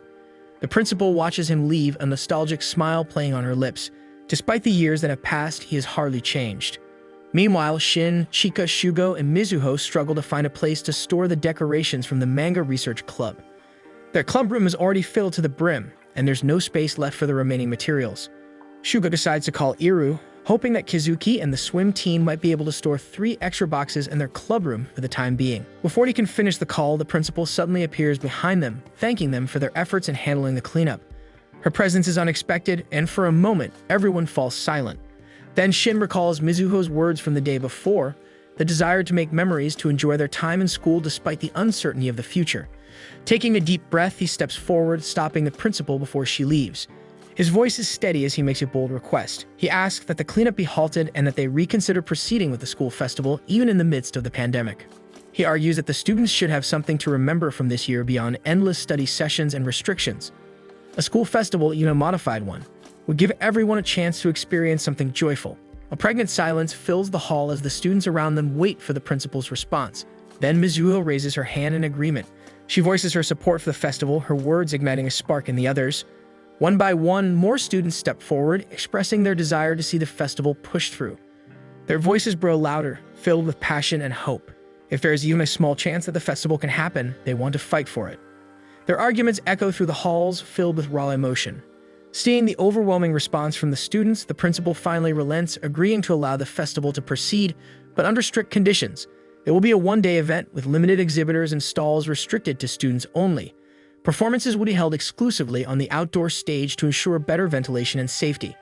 Shin feels a surge of gratitude as the principal announces that the festival will still take place. The students erupt in cheers, their voices echoing through the halls, filling the space with excitement and relief. Ira moves through the crowd, joining Shin, Mizuho, and the others at the front, his enthusiasm evident in his expression. Kazuki stands at a distance, watching his friends celebrate. His gaze lingers on Mizuho, who smiles warmly at Shin, her encouragement unmistakable. A quiet sense of jealousy settles in his chest. During the festival, the school grounds buzz with activity and students eagerly move from one attraction to the next. Amidst the festivities, Shin finds himself confronted with an unexpected moment when Akiyama confesses her feelings for him. The confession takes him by surprise, leaving him momentarily speechless. She assures him that he doesn't need to answer immediately, reminding him that they both have responsibilities to attend to. With a confident smile, she leaves him to his thoughts, promising to meet him later. Meanwhile, on the outdoor stage, Kazuki participates in a crepe-making contest. Though he is slow and his technique lacks finesse compared to the other competitors, the cheers from his supporters keep him motivated. By the end of the competition, his crepe is noticeably less refined, but he remains in high spirits. His eyes instinctively search the crowd for Mizuho. When he finally spots her, a familiar warmth fills him. As he moves toward her, his steps slow at the sight of her deep in conversation with Shugo and Iru. A moment of hesitation creeps in, a reminder of the distance that has grown between them. Shiden suddenly appears from behind Kazuki, congratulating him for making the creep, but he is only met with a disheartened Kazuki. Kazuki admits that Mizuho no longer looks his way the same way she once did. To her, he remains a childhood friend, forever stuck in the role of the group's younger brother. The weight of that realization settles over him. Shin recalls a similar conversation in the past, when Kazuki had just realized his feelings for Mizuho. However, back then, after words of encouragement from Shin, Kazuki had managed to jump back up and cheer himself on. Their conversation is cut short when Iru calls for a group photo. Kazuki quickly pushes aside his lingering emotions and eagerly joins the others, positioning himself beside Mizuho. As the group prepares for a shot, Togo attempts to sneak into the frame, only to be scolded and shooed away by Chika. In a subtle but deliberate motion, Kazuki intertwines his fingers with Mizuho's, catching her off guard. She stiffens slightly, her reaction unprepared. Before she can pull away, Chika calls for everyone to face forward. The final photo captures the moment, everyone smiling brightly, except for Mizuho, whose expression remains frozen in surprise. As evening arrives, students gather for the candle lighting event, a quiet yet meaningful alternative to the traditional bonfire. Mizuho cradles her pink candle in her hands, watching the small flame dance in the night air. Shin steps forward, intending to share the moment with her, but Kazuki reaches her first, extending his unlit candle. Kazuki considers asking Mizuho if she has reached a decision about his feelings. As he glances at her, he notices a trace of unease in her expression. Choosing not to press the issue, he decides to fill the air with lighter conversations, content to simply sit together beneath the glow of the candlelight. From afar, Shin observes them, his chest tightening with an emotion he doesn't want to name. Before he can dwell on it, Akiyama approaches, reminding him of the answer she has been waiting for. He offers her a gentle rejection, apologizing for not being able to return her feelings. He admits that his heart has belonged to someone else for a long time. Akiyama listens quietly, absorbing his words with understanding. She acknowledges that unrequited love will only bring her pain, choosing to walk away with grace rather than dwell on what could never be. As she disappears into the crowd, the sound of a camera shutter breaks the quiet moment. Iru stands nearby, his phone in hand, a teasing glint in his eyes. His playful remark carries an edge of amusement, a lighthearted attempt to ease the tension. Iru then shifts his gaze to Kazuki and Mizuho and decides to agree with Akiyama's words. He lowers his eyes to his candle, remembering the time he had caught Mizuho and Kazuki on her birthday and Kazuki admitting his feelings for her. The moment shocked him, but he scolded himself since he was the one who encouraged Kazuki to pursue Mizuho in the first place. Looking back at the pair, he resolves to do something about his feelings. One day, Mizuho presents one of her project ideas to Kawaguchi. Kawaguchi hesitates, troubled by the theme, romance and youth, subjects she feels disconnected from. She confesses that her own youth had been disrupted by the pandemic, having been only an elementary school student when the world shut down. She missed out on school festivals, summer trips, and the carefree experiences that should have shaped her adolescence. Despite this, she's aware that Mizuho belongs to the same lost generation. As a high schooler during the global health crisis, Mizuho, too, had faced the challenges of growing up in isolation. Mizuho admits that while many things had been different due to the crisis, she never allowed the circumstances to steal her experiences. Instead, she and her friends found ways to create memories, pushing forward despite the restrictions. She believes that their generation is one of the strongest because they refuse to let adversity define them. She encourages Kawaguchi to reflect on her own childhood, not just on what was lost, but on the joyful moments she managed to hold on to. Those memories, no matter how small, can still serve as inspiration. After the meeting, Kawaguchi walks home, Mizuho's words lingering in her thoughts. Meanwhile, Mizuho remains behind, a bit disheartened that she couldn't fully convince Kawaguchi to take on the project. As she reflects on the meeting, an old memory surfaces, Kizuki's voice from the past, offering her words of encouragement during a difficult time. The memory is so vivid that it brings a tear to her eye, a quiet reminder of the strength she once found in him. For Togo's send-off party, Mizuho and her friends plan a small camping trip. With the help of Shugo and Togo's parents, they gather all the necessary equipment and ingredients for their outdoor adventure. Shugo insists that the trip isn't just for his brother, it's an excuse for all of them to get away from school stress and enjoy some time together. As everyone settles into the car, Shin notices an open seat beside Mizuho. He hesitates for just a moment, but before he can take it, Kizuki slides in effortlessly, claiming the spot. Iroh catches Shin's reaction and teases him for being too slow. If he had acted sooner, he could have sat beside Mizuho. With no other options, Shin reluctantly takes the remaining seat next to Iroh, quietly brooding while Iroh smiles innocently. The drive is long but lively, filled with laughter and chatter. Most of the noise comes from the back, where Mizuho, Shugo, and Kizuki eat snacks and joke around. Even Iroh joins in from the front, keeping the energy high. Shin, on the other hand, remains quiet throughout the trip, his mind on Mizuho. When they finally arrive at the campsite, they find a scenic area with several small cottages nestled together in a clearing.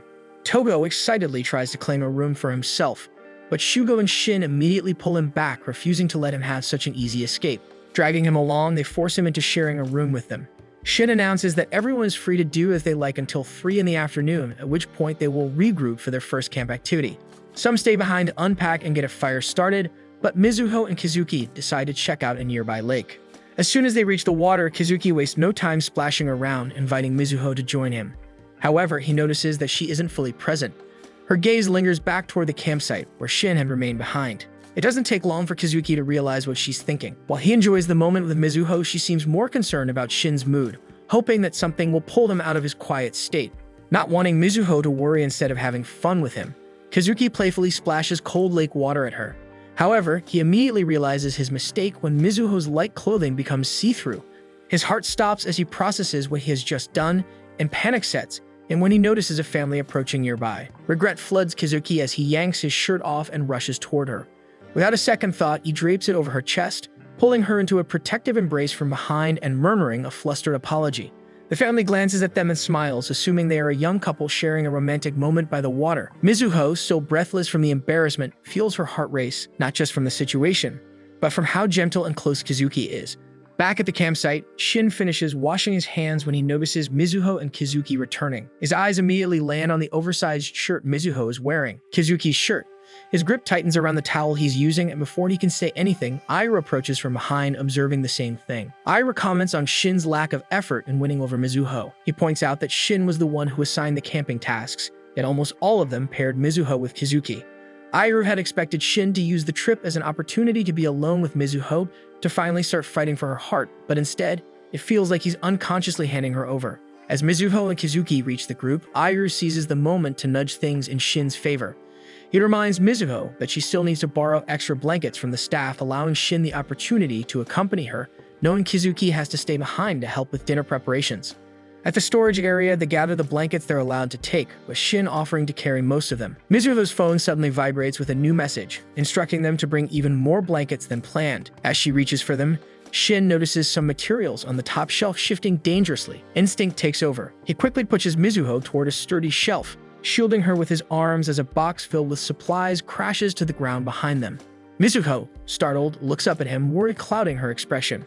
Her fingers gently brush against his face, checking for any injuries. Shin, caught in the moment, hesitates before grasping her hand against his cheek, savoring the rare closeness between them. His heart pounds as he contemplates making this moment more meaningful, but before he can act, a staff member rushes in, having heard the noise.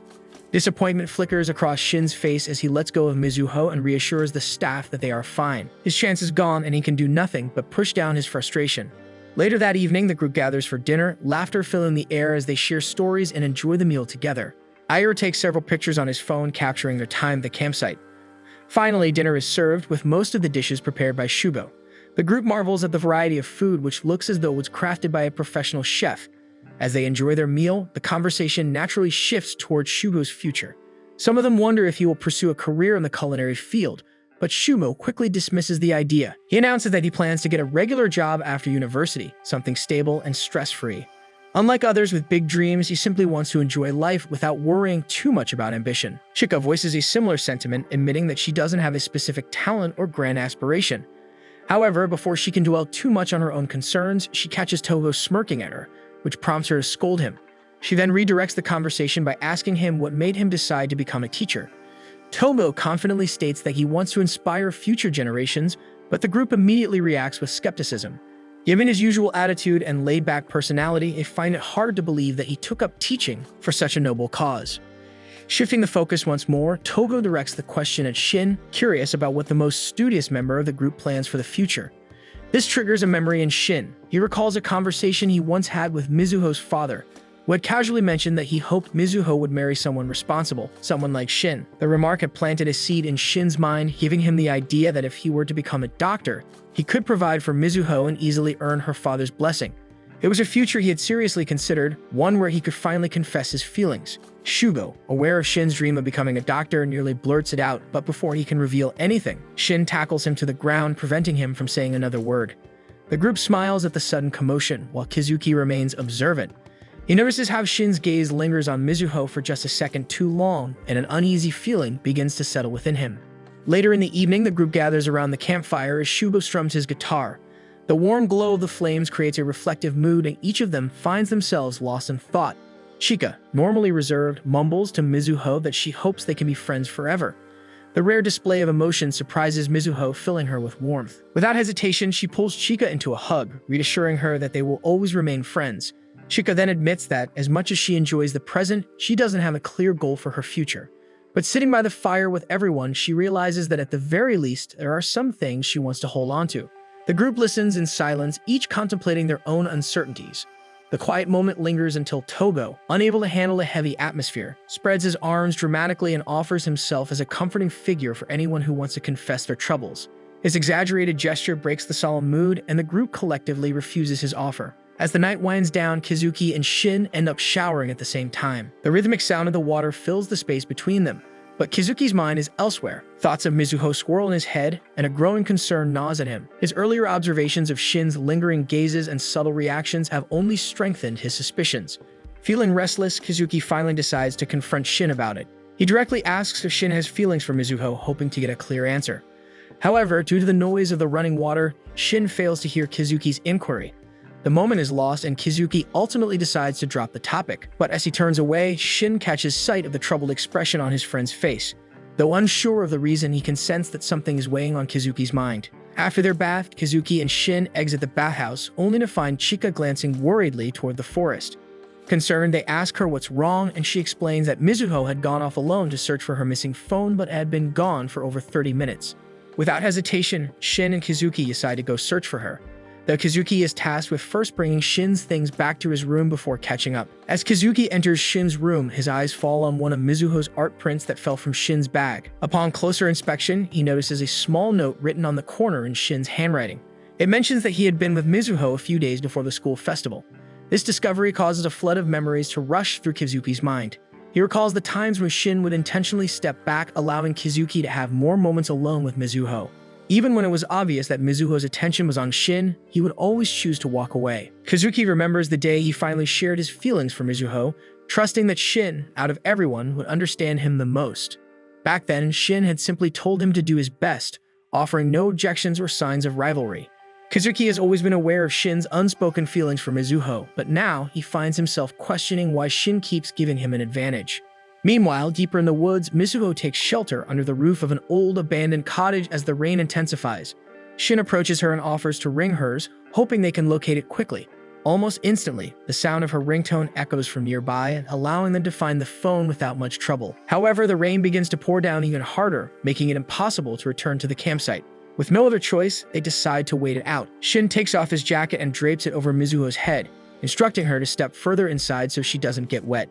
She protests, worried about his health, leading to a playful debate on who should wear the jacket. Eventually, they settle on sharing it, huddling close to keep warm. As they wait, Mizuho confesses her simple wish to remain friends with everyone forever, to continue enjoying outings like this camping trip even as they grow older. Her words linger in Shin's mind and his expression darkens slightly. He knows this wish is unrealistic, especially since Kazuki has already confessed his love for Mizuho. Kazuki doesn't just want to remain friends, he envisions a future where they are together as lovers, and Shin himself also wants a future with her. Slowly, he leans in as if to say something, but just then, the rain begins to let up. Instead of speaking, he pulls back and informs Mizuho that they should start heading back. When they return, Chika is the first to scold Mizuho for making everyone worry, but the group is visibly relieved that Shin managed to find her. As the night winds down, Mizuho returns to her cabin, replaying Shin's words in her mind. Suddenly, she gets a call from Kazuki, who is relieved to know that she's back in the campsite since he had been searching in a different direction from Shin. He tells her that he's on his way to see her, wanting to check if she's alright. Suddenly, there's a knock on Mizuho's door and she assumes it's Kazuki. She opens it without hesitation, only to be met by Shin instead. Before she can react, Shin notices Kazuki's call is still active on her phone. Without a word, he reaches for it and apologizes to Kazuki before ending the call. Then, without warning, he pulls her into his arms and kisses her.